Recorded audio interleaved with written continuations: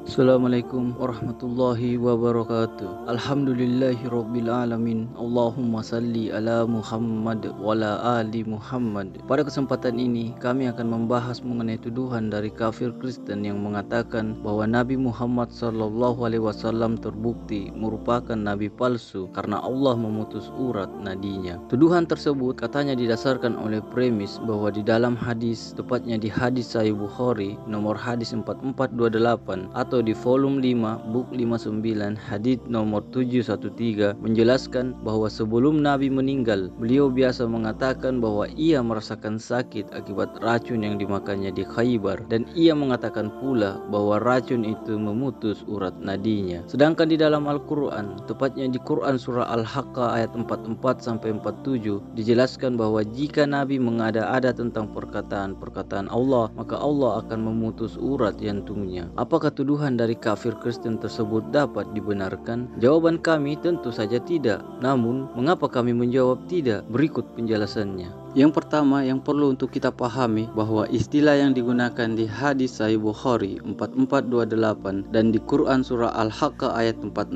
merupakan istilah yang berbeda. Di dalam surah Al-Haqqah tersebut digunakan istilah al-watin, sedangkan di hadis Sahih Bukhari tersebut tidak ada kata-kata al-watin, akan tetapi istilah yang digunakan di situ adalah abhar. Mungkin dalam hal ini ada dari kafir Kristen yang akan ngotot mengatakan bahwa dua istilah itu maknanya sama. Keduanya sama-sama bermakna urat nadi atau aorta. Okelah, biar tidak berlama-lamaan di sini, kami coba ikuti saja logika kafir Kristen tersebut yang ngotot mengatakan bahwa kedua istilah itu maknanya sama. Apakah dengan demikian tuduhan dari kafir Kristen yang mengatakan bahwa Nabi Muhammad SAW terbukti merupakan nabi palsu karena Allah memutus urat nadinya sudah dapat dibenarkan? Jawaban kami tetap saja tidak. Namun, mengapa kami tetap menjawab tidak? Berikut penjelasannya. Perlu untuk kita pahami juga dalam hal ini bahwa sebenarnya tidak ada satupun dari kita yang tahu penyebab pasti wafatnya Nabi Muhammad SAW, sebab kita tidak ada saat beliau wafat dan tidak ada pula hasil diagnosa tim medis tentang penyebab wafatnya Rasulullah SAW saat itu. Mungkin dalam hal ini ada dari kafir Kristen yang akan kembali ngotot mengatakan bahwa urat nadi Nabi benar-benar alias pasti terputus saat itu, dan itulah penyebab wafatnya Nabi, karena Nabi sendiri yang menjelaskan bahwa ia merasakan racun yang dimakannya di Khaybar memutus urat nadinya. Mengenai hal tersebut, berikut kami coba jelaskan. Di hadis Sahih Bukhari nomor 4428 tidak mesti diartikan bahwa urat nadi Nabi benar-benar terputus, namun dapat pula bermakna bahwa Nabi dalam hal ini hanya memberi gambaran rasa sakit yang dialaminya saat itu, seakan-akan atau seolah-olah urat nadinya terputus. Ketika ada seseorang mengalami sakit kepala, kemudian orang itu mengatakan bahwa ia merasa kepalanya ditonjok-tonjok oleh Mike Tyson, hal ini jangan serta-merta diartikan bahwa tonjokan Mike Tyson lah yang membuat kepala orang tersebut sakit, karena perkataan tersebut hanya untuk memberi gambaran rasa sakit kepala yang dialaminya. Di hadis Sahih Bukhari 4428 dijelaskan pula bahwa Nabi sudah biasa alias sudah sering mengatakan seperti itu. Jadi, jika perkataan Nabi tersebut diartikan bahwa urat nadi Nabi benar-benar terputus saat itu dan itulah pula penyebab wafatnya Nabi, maka hal ini berarti urat nadi Nabi putus berkali-kali dan Nabi wafat berkali-kali. Apakah bisa urat nadi yang ada di jantung atau aorta ini putus berkali-kali, dan apakah bisa Nabi wafat berkali-kali? Tapi okelah, biar tidak berlama-lamaan di sini, kita ikuti saja logika kafir Kristen tersebut yang ngotot mengatakan bahwa urat nadi Nabi benar-benar terputus saat itu dan itulah pula penyebab wafatnya Nabi. Apakah dengan demikian tuduhan dari kafir Kristen yang mengatakan bahwa Nabi Muhammad SAW terbukti merupakan nabi palsu karena Allah memutus urat nadinya sudah dapat dibenarkan? Jawaban kami masih tetap tidak. Namun, mengapa kami masih tetap menjawab tidak? Berikut penjelasannya. Di surah Al-Haqqah 44-47 dijelaskan bahwa jika Nabi mengada-ada tentang perkataan-perkataan Allah, maka Allah akan memutus urat jantung atau urat nadinya. Makna yang dijelaskan pada surah Al-Haqqah tersebut sebenarnya tidaklah memutlakkan penyebab. Jika Allah Allah memutus urat nadi atau urat jantung Nabi. Ayat itu hanya memutlakkan konsekuensi jika Nabi mengada-ada tentang perkataan-perkataan Allah. Dengan kata lain, jika Allah memutus urat nadi atau urat jantung Nabi, maka penyebabnya tidak mesti karena Nabi mengada-ada tentang perkataan-perkataan Allah, bisa saja penyebabnya dikarenakan oleh hal yang lain. Akan tetapi, jika Nabi mengada-ada tentang perkataan-perkataan Allah, maka konsekuensinya pasti Allah akan memutus urat nadinya.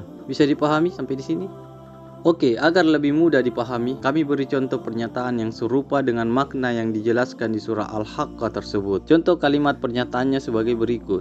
Jika Paul jatuh dari lantai 5, maka Paul pasti mati. Pernyataan tersebut tidaklah memutlakkan penyebab jika Paul mati. Pernyataan tersebut hanya memutlakkan konsekuensi jika Paul jatuh dari lantai 5. Dengan kata lain, jika Paul mati, maka penyebab matinya tidak mesti karena Paul jatuh dari lantai 5. Bisa saja penyebabnya dikarenakan oleh hal yang lain. Akan tetapi, jika Paul jatuh dari lantai 5, maka konsekuensinya pasti Paul akan mati.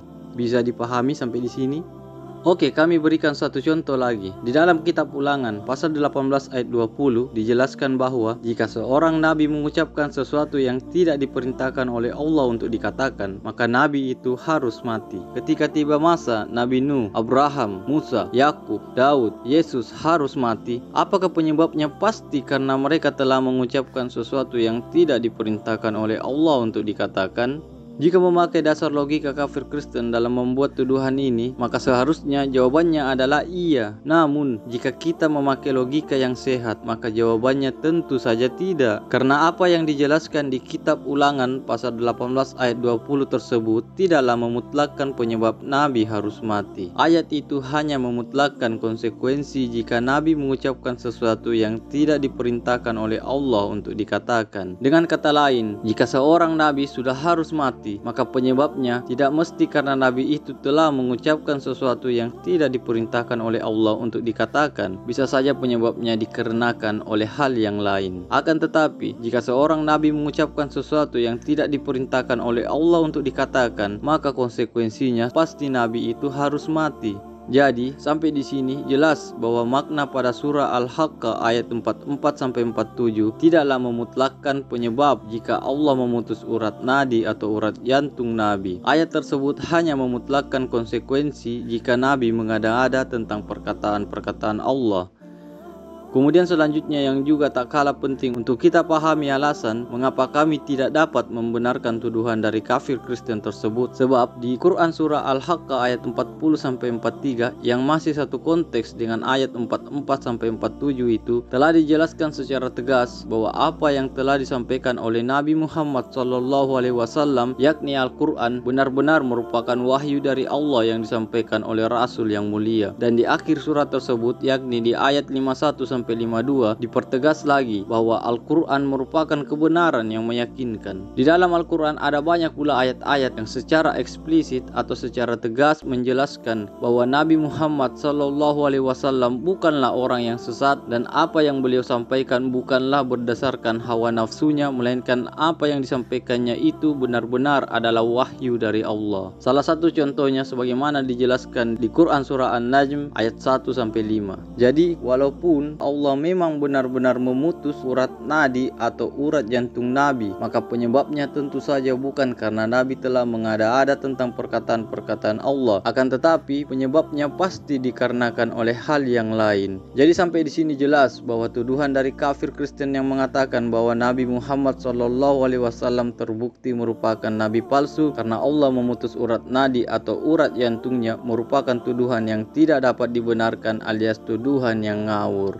Dan sedikit tambahan dalam hal ini, perlu untuk kita ketahui bahwa kisah wafatnya Nabi Muhammad SAW itu sering dipentaskan dan tidak jarang membuat penonton ikut menangis. Hal ini disebabkan karena memang kisahnya yang sangat mengharukan. Kemudian perlu untuk kita pahami pula bahwa Nabi Muhammad SAW wafat dalam keadaan beliau telah menyelesaikan misi kenabiannya. Beliau telah menyampaikan firman Allah yang terakhir di dalam Al-Quran yakni di surah Al-Maidah ayat yang ketiga, di di mana disebutkan bahwa pada hari ini telah aku sempurnakan agamamu untukmu dan telah aku cukupkan nikmatku bagimu dan telah aku ridhoi Islam sebagai agamamu dan seterusnya. Hal ini membuktikan bahwa Nabi merupakan sosok yang amanah atau orang yang bertanggung jawab dalam tugas. Selanjutnya mengenai peristiwa peracunan tersebut, yang perlu untuk kita ketahui bahwa antara peristiwa peracunan dan detik-detik wafatnya Nabi saat itu memiliki selisih waktu yang sangat lama, yakni 3 tahun lebih. Padahal racun yang disajikan oleh perempuan Yahudi yang bernama Zainab binti Haris di Khaybar itu adalah racun yang tergolong mematikan. Terbukti salah seorang sahabat meninggal saat itu juga setelah memakan sajian dari perempuan Yahudi tersebut. Dan dalam peristiwa itu terdapat pula mujizat-mujizat yang Allah karuniakan kepada Nabi Muhammad SAW. Bahkan perempuan Yahudi yang hendak meracuni Nabi itu pun akhirnya masuk Islam. Selanjutnya masih tentang peristiwa peracunan tersebut. Sebagian dari kafir Kristen ada yang mempermasalahkan atau menganggap aneh jika Nabi yang merupakan seorang manusia mati karena diracun, tapi konyolnya mereka tidak menganggap aneh jika Tuhan yang katanya maha kekal dan maha perkasa bonyok bahkan mati alias keok karena dikeroyok oleh makhluk ciptaannya sendiri, sebagaimana dijelaskan di kitab mereka sendiri, tepatnya di kitab 1 Tesalonika pasal 2 ayat 15 yang menjelaskan bahwa Tuhan dibunuh oleh orang-orang Yahudi. Nauzubillah min zalik. Semoga kita, keluarga kita, teman-teman kita, tetangga-tetangga kita dan seluruh orang yang kita cintai terhindar dari kekonyolan berpikir semacam itu. Kesimpulan yang dapat ditarik dari pembahasan kali ini, yang pertama, bahwa makna pada surah Al-Haqqah ayat 44-47 tidaklah memutlakkan penyebab jika Allah memutus urat nadi atau urat jantung Nabi. Ayat tersebut hanya memutlakkan konsekuensi jika Nabi mengada-ada tentang perkataan-perkataan Allah. Kemudian yang kedua, tuduhan dari kafir Kristen tersebut yang mengatakan bahwa Nabi Muhammad SAW terbukti merupakan nabi palsu karena Allah memutus urat nadi atau urat jantungnya merupakan tuduhan yang tidak dapat dibenarkan alias tuduhan yang ngawur. Wallahu a'lam. Demikian pembahasan kali ini. Kami mohon maaf jika terdapat kekurangan-kekurangan pada video ini. Semoga taufik dan hidayah Allah senantiasa dilimpahkan kepada kita semuanya. Wassalamualaikum warahmatullahi wabarakatuh.